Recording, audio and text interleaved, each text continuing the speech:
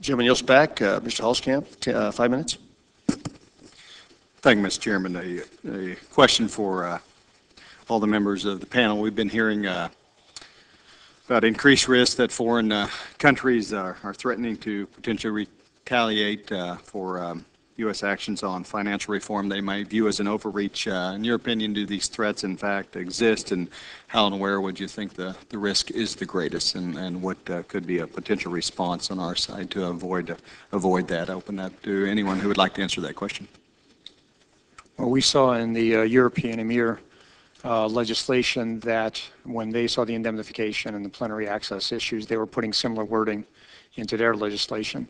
They have since pulled back from that. Other countries have followed suit, such as Singapore. But that possibility of it arising again could always be out there. We have seen Hong Kong, for a variety of reasons, but one of which is the indemnification issue, choose to go with a local repository and again start the process of the data fragmentation. Now we're working with them to get feeds of information in so there is a global view when there are global products involved. But you see the instances already there. So we are working with legislators to get the wording out, but they are retaliating. And rather than taking a offensive stance on this, I think this is one where by fixing the issues here in legislation, we avoid having the retaliation issue come up at all. Okay.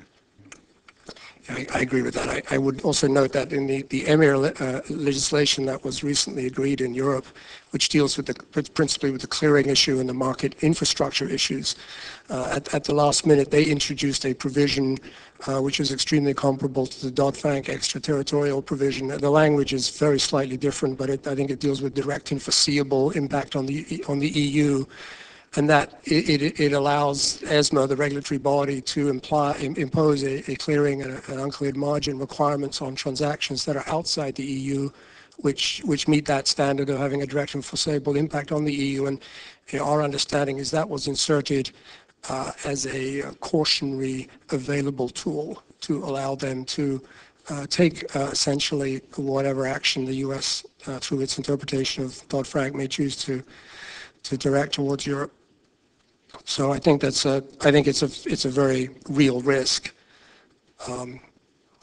that the Europeans will take a corresponding view with whatever the U.S. lands on this issue. Mr. Johnson. Jurisprudentially, there's appropriate theories regarding for the jurisdictional nexus, and it really requires some nexus to the United States. And I think as we hear from some of the domestic regulators, they really are breaking new ground, possibly regulating overseas activities that will undoubtedly result in retaliatory measures. It is literally breaking ground by regulating activities that have no foreseeable nexus to the United States. I think it should be a source of concern for everyone. I yield back. Thank you, Mr. Chairman.